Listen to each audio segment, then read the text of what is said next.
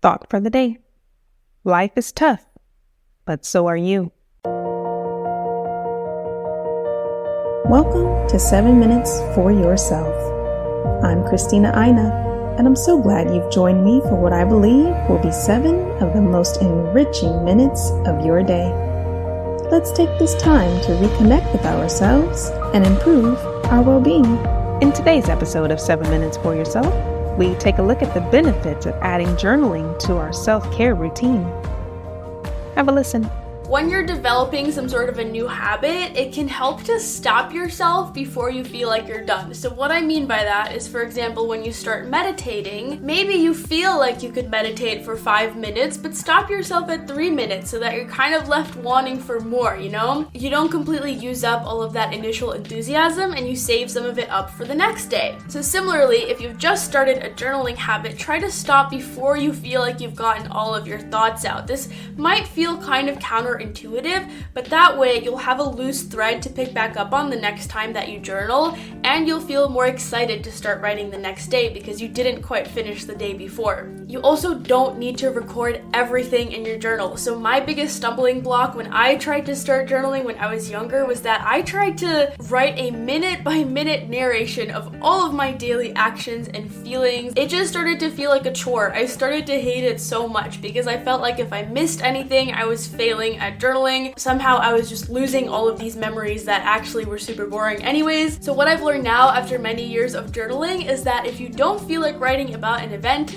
don't. There are probably big events that I have hardly written about in my journals because I just didn't feel like writing about them, and that's okay. I didn't feel the need to relive them or to process them, and so I didn't need to write about them. Because I didn't force myself to do that, because I only wrote what I actually wanted to write about, I was able to make journaling a habit. I feel like another common thing that trips people up when they first start journaling is that they feel like they're doing it wrong if they're not writing like super deep, insightful, straight from the soul, emotional, raw passages. You're not writing a book here. No one's gonna quote your journal. This is purely just for you. I think journaling is kind of like a muscle, just like meditation. So the more you do it, the better at it you become. But also in meditation, the goal isn't really to attain a perfectly clear mind.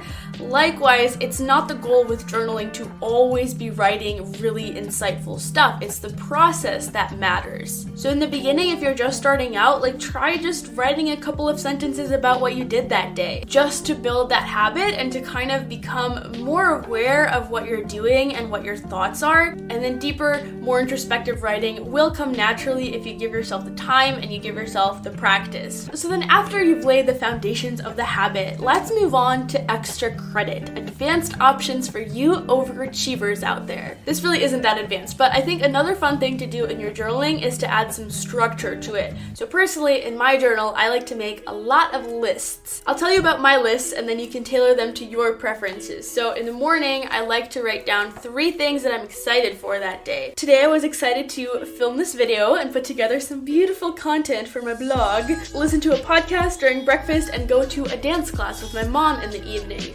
And then when I'm journaling before bed, I write down 3 things that I accomplished that day, 3 wins. For example, yesterday I wrote that I went on an outdoor run in the rain, mind you.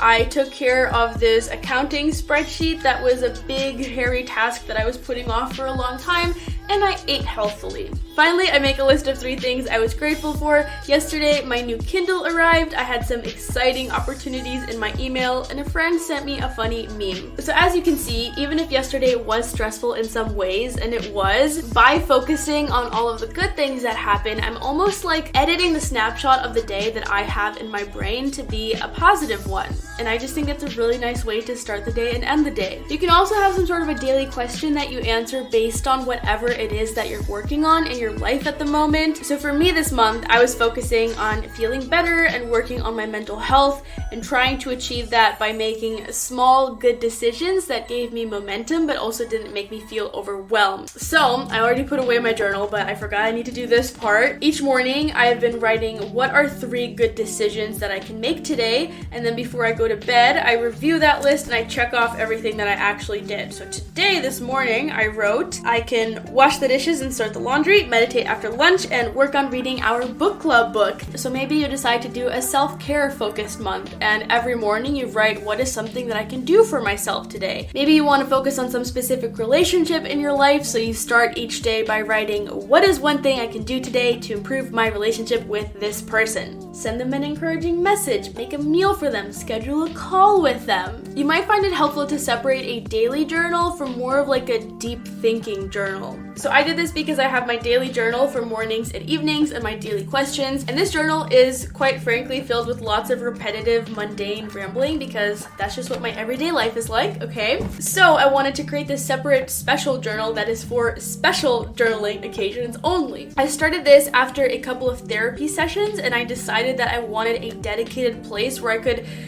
write more in depth about the stuff that I discussed with my therapist. I also think a journal like this could be a good place to write in if you have some big decision to make. I don't have any to make at the moment, but it could do that. So just like how we talked about a fancy notebook can encourage you to sit down and journal, I think that if you have a separate notebook for those deeper thoughts, that it can inspire you to think deeper when you're writing in it. That concludes today's episode of 7 Minutes for Yourself.